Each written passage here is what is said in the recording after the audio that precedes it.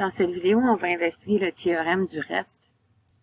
Alors, avant de passer au théorème, faisons un rappel de la longue division ainsi que de certaines terminologies. Alors, je t'invite à appuyer pause sur la vidéo et d'essayer de faire cette division, évidemment sans l'aide de la calculatrice, et identifier quel serait le résultat ainsi que le reste. Il y a plus qu'une syntaxe pour faire une longue division. Celle-ci est plus populaire en anglais, en fait. On va utiliser celle-ci dans le cadre de ce cours, puisque pour la plupart des élèves, vous allez étudier à l'université en anglais de toute façon. Donc, on y va. Alors, 22 rentre dans 75 combien de fois? Ce serait 3 fois. 3 fois 22 va me donner 66. 75 moins 66 me donnera 9. On descend notre unité et je me repose la question. Donc, 22 va dans 93 combien de fois? Ce serait 4. 4 fois 22, ça me donne 88, ce qui me donnera 5. Alors, un rappel de la terminologie. Notre 753 ici, c'est le dividende.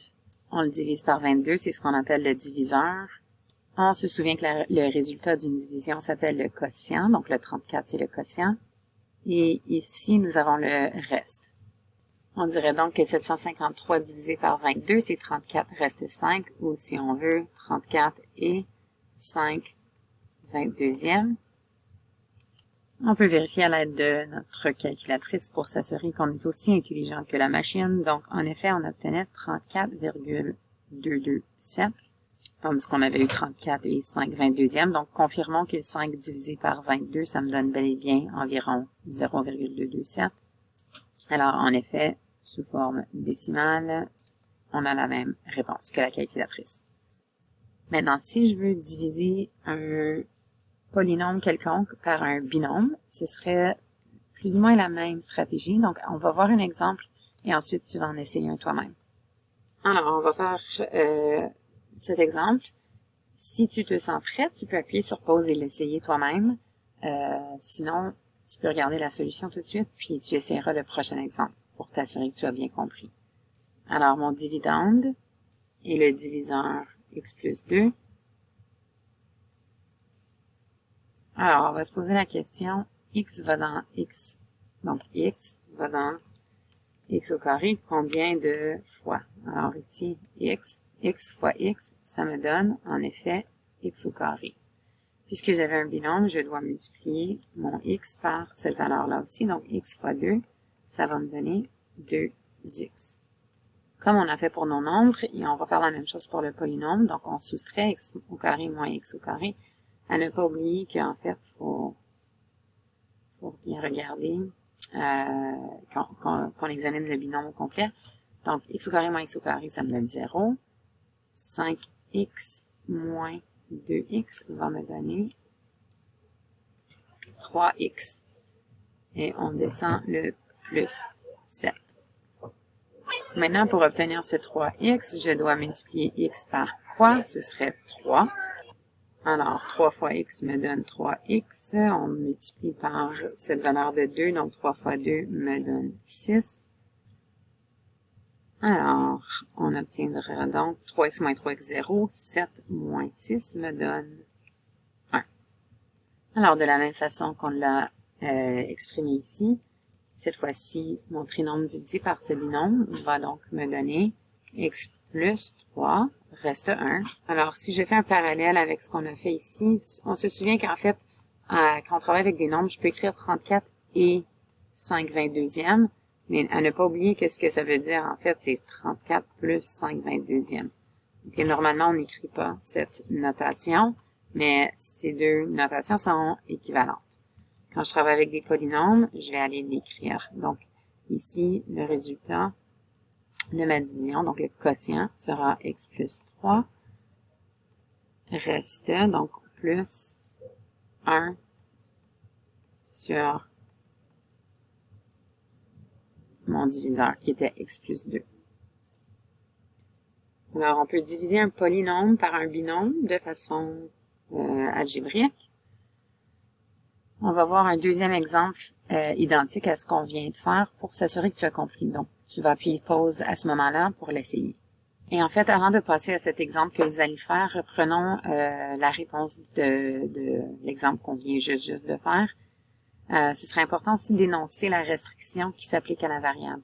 Donc, ici, on a notre quotient. En fait, c'est notre quotient.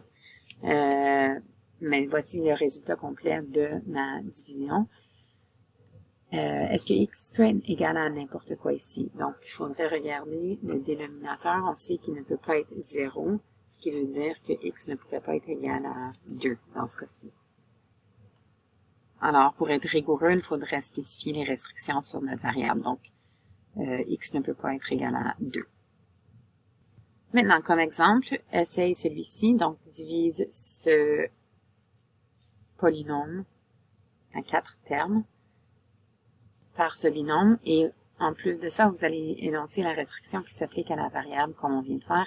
Juste avant d'appuyer sur pause, à faire attention, mon polynôme devrait être écrit en ordre décroissant selon l'ordre du degré de ma variable. Donc, faites attention à ça.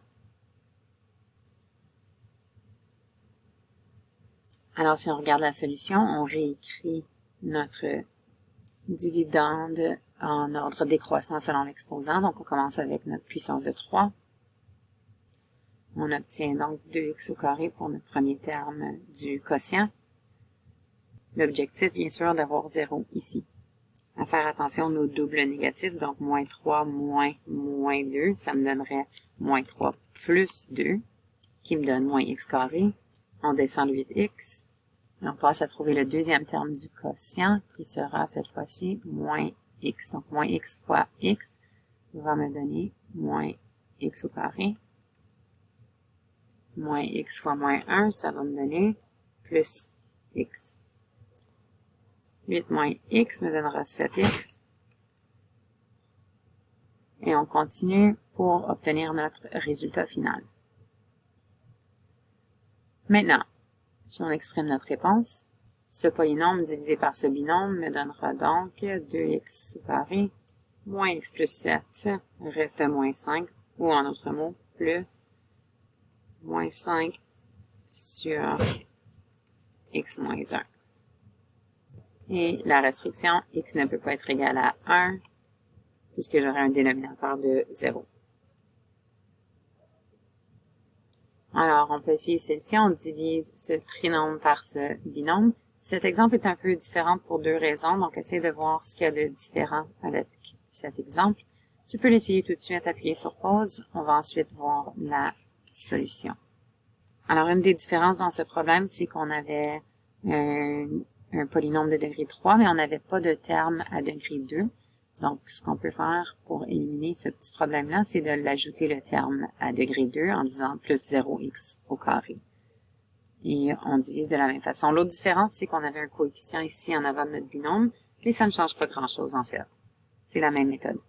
Donc, 2x au carré fois 2x, ça me donne 4x cube. 2x au carré fois 1, ça me donne 2x au carré. On effectue la soustraction et on descend notre terme à degré 1. Mon deuxième terme sera donc moins x ici pour lorsque je vais faire moins x fois 2x. On obtient bel et bien moins 2x au carré. Moins x fois 1, ça me donne moins x. On effectue notre soustraction. On va faire attention ici au double négatif. Donc 9 moins x, ça me donne 10x. Je descends ici le moins 12. Donc à faire attention d'apporter le signe. Et finalement, on obtient plus 5 pour notre dernier terme du trinôme, qui est notre quotient. Et ici, on va déterminer notre reste. Ce sera donc moins 12 moins 5, qui me donne moins 17.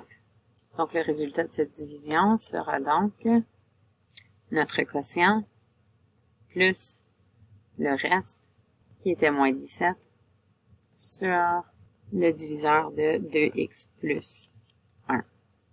Ici, à faire attention, nos restrictions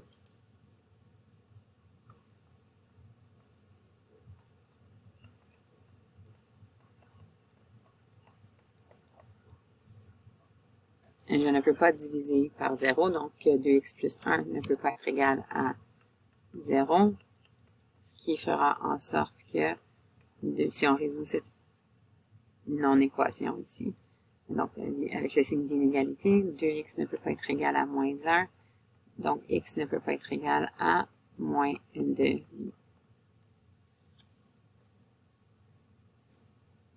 Alors, comme résultat final, on obtiendrait donc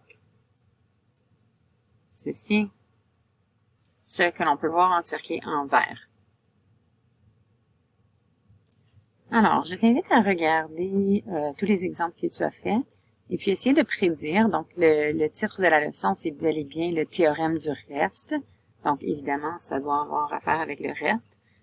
Comment est-ce que je pourrais déterminer ce reste sans faire cette longue division? Donc, il y a... essaye d'y aller par observation, regarde tes exemples. Comment est-ce que tu penses qu'on pourrait sauter ça? Donc, moi, je te dirais, voici le polynôme. Donc, le dividende, on le divise par ce binôme de x moins 1. Quel est le reste? Okay. Comment est-ce qu'on pourrait le déterminer, ces valeurs-là, sans faire la longue division? Essaye de prédire le futur, puis on va voir la réponse. Donc, si on veut, on peut partir de cet exemple-ci. Allons voir. Donc, je vais appeler cette fonction p de x. Il y a un lien avec cette valeur de 1 là. Donc, qu'est-ce que je peux faire avec cette valeur de 1 là? Et p de x, pour obtenir ce reste, appuie pause et réfléchis. Ce n'était peut-être pas évident, mais en fait, si j'évalue p de 1, on obtient moins 5, puis en fait, c'est égal au reste.